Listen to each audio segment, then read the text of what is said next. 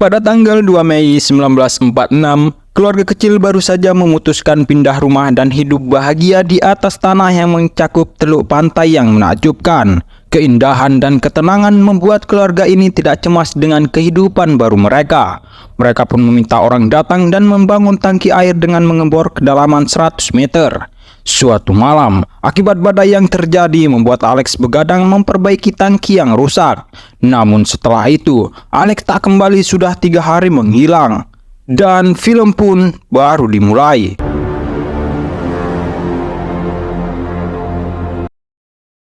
Di awal film, kita akan diperkenalkan seorang wanita bernama Julius.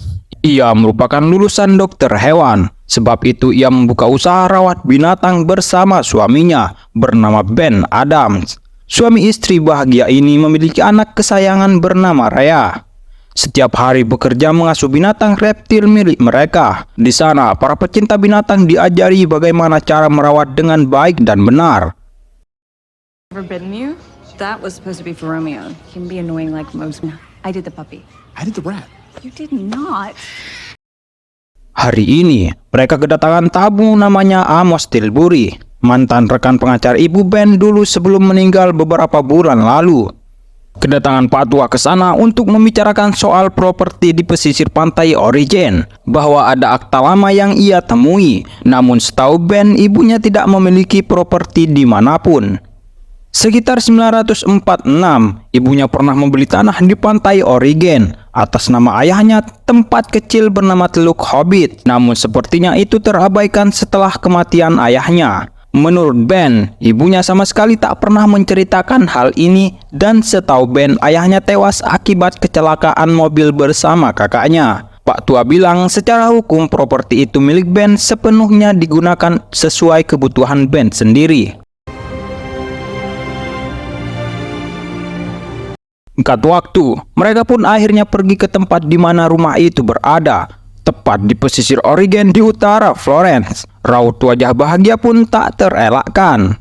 Mereka akhirnya menemukan rumah peninggalan ibunya itu.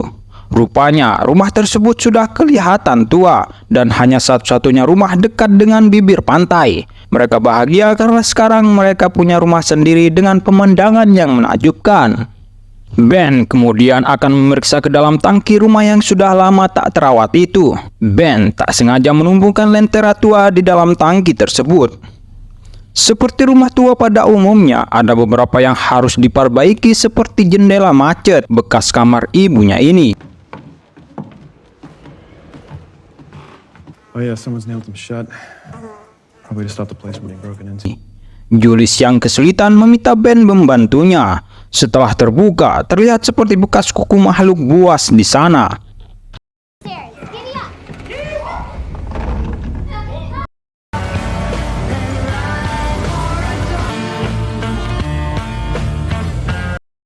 Layaknya membuka lembaran baru, hari-hari mereka lalui bersama dengan menikmati pemandangan yang nyaman serta tak ada kebisingan dari gibahan tetangga. Mereka menemukan beberapa potongan koran tahun 90-an yang menunjukkan berita tentang daerah itu. Mereka juga menemukan klaim asuransi kapal yang kandas di awal tahun 1900-an. Dikatakan beberapa kru ke darat dan tidak pernah kembali, serta laporan mengenai ayah dan kakak Ben. Menurut laporan itu, mereka tenggelam di daerah tersebut tapi mayatnya tak pernah ditemukan. Rasanya aneh sekali. Tiba-tiba sebelum tidur, Julius menunjukkan catatan terakhir ibu Ben yang ia temukan. Kemudian kita akan mengetahui bahwa dulu tepat pada 27 April 1946, keluarga Ben memutuskan pindah ke daerah tersebut dan mengawali kehidupan baru bersama. Rosie kakaknya tumbuh besar mereka nyaman dengan tempat baru mereka. Lalu mereka meminta orang datang dan membangun tangki air sedalam sekitar 100 kaki. Suatu hari ibunya menerima surat tanpa nama berisi tentang teluk milik mereka. Rupanya di balik kebahagiaan mereka ada orang lain yang tidak menyukai. Ibunya juga menceritakan bagaimana kejadian hilangnya ayah Ben. Malam itu ayah Ben begadang untuk memperbaiki tangki yang rusak akibat badai. Dan semenjak itu ia tidak pernah kembali lagi. Berdasarkan laporan kepolisian, ayah Ben telah dinyatakan meninggal tenggelam. Dan selang beberapa hari, tepat 10 Mei juga disusul hilangnya Rosie. Namun tak diketahui bagaimana kejadian 5 hari itu, karena sementara itu sisa catatan terakhir belum mereka temukan.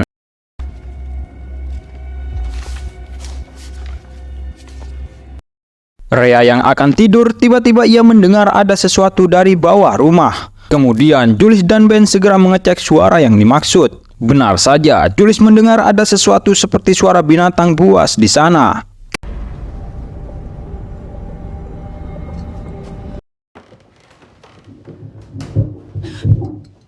Keesokan paginya, mereka berdua kembali akan memperbaiki kerusakan tangki kemarin. Ben melihat ada pipa nyambung dari bukit belakang. Ternyata di dalam sana juga terdapat gua yang begitu mengerikan. Tiba-tiba Ben tak sengaja menemukan sesuatu.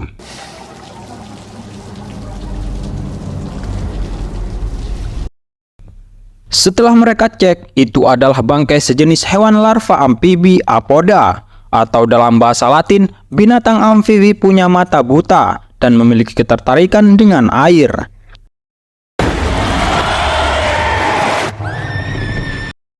Tak lama kemudian, mereka kedatangan salah satu agen properti bernama Nyonya Merial. Keperluannya ke sana, ia ingin menawarkan bahwa ada perusahaan yang akan membeli rumah tersebut dengan harga yang mahal. Menurut ceritanya, ternyata penduduk lokal pernah protes soal rumah mereka tinggali. Katanya mereka pikir tempat ini adalah tempat terkutuk. Dulu pernah terjadi gempa besar Cascadia tahun 1700 yang melanda Kanada sampai California, yang mengakibatkan pantai ini terkoyak dan mengirim tsunami sampai ke Jepang. Suku Siuslaw mengatakan bahwa tanah tempat ini jelek dan melantarkan seluruh wilayah. Tempat itu dikutuk akibat dulu setiap hari banyak orang-orang menghilang tanpa jejak. Sungguh aneh sekali, bukan? Merial yang akan kembali pulang, tiba-tiba di perjalanan seperti ada sosok misterius yang sedang mengintainya. Sialnya lagi, mobil yang dibawanya justru mogok.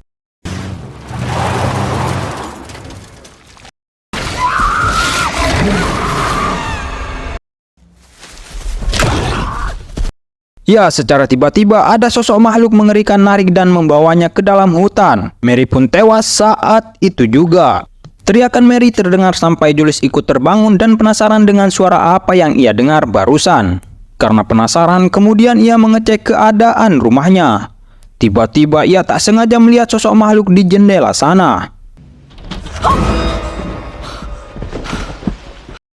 7 hari terakhir ini, tangki air milik mereka masih saja mengalami kerusakan. Karena itu, Ben kembali lagi untuk memperbaiki tangki tersebut. Berbeda dengan sebelumnya, Ben lagi-lagi barusan menemukan kalung yang persis dengan milik Rosie.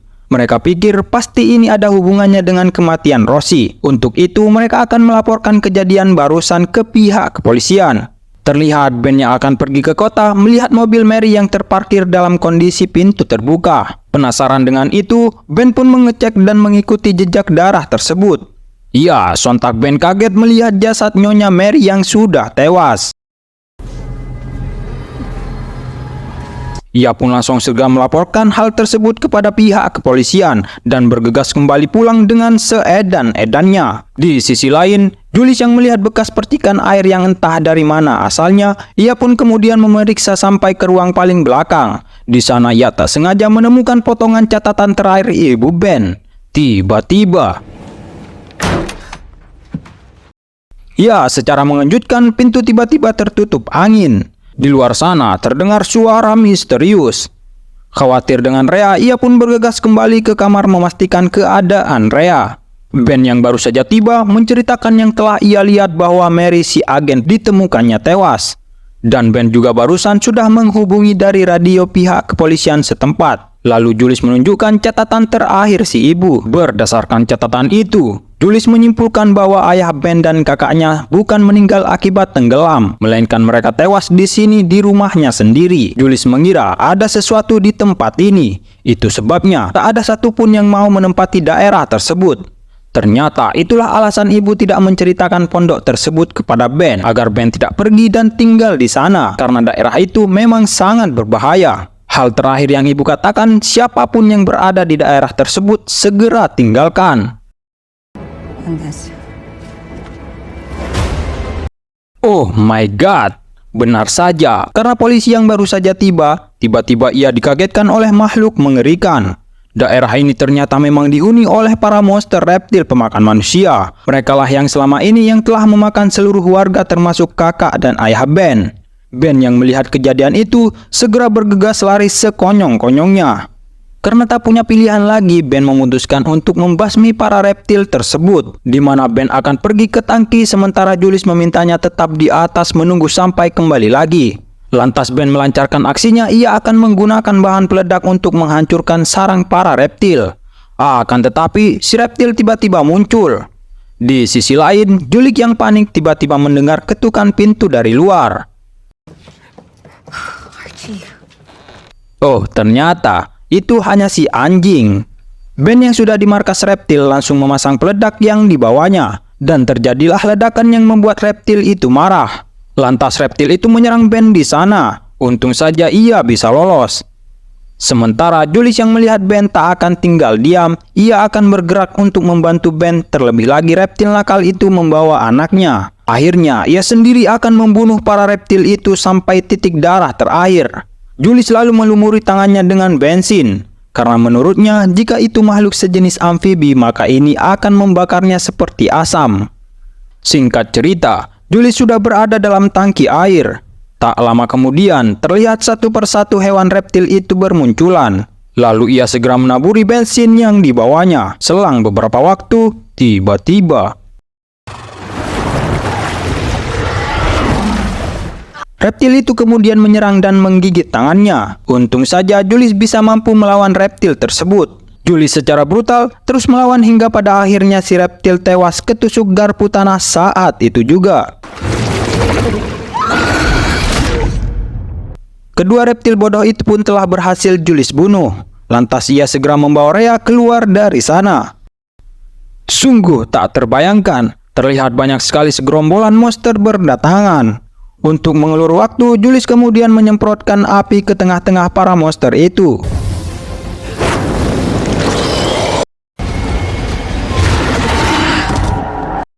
Dan syukurnya, mereka masih bisa keluar dari tangki yang sangat mengerikan itu.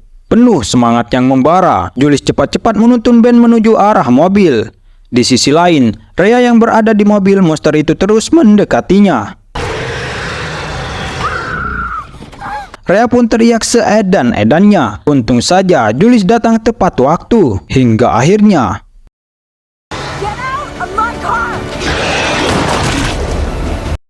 ya, si reptil akhirnya tenang di alam sana. Mereka berhasil keluar dari daerah yang mengerikan itu dan memutuskan kembali ke kota. Film pun berakhir.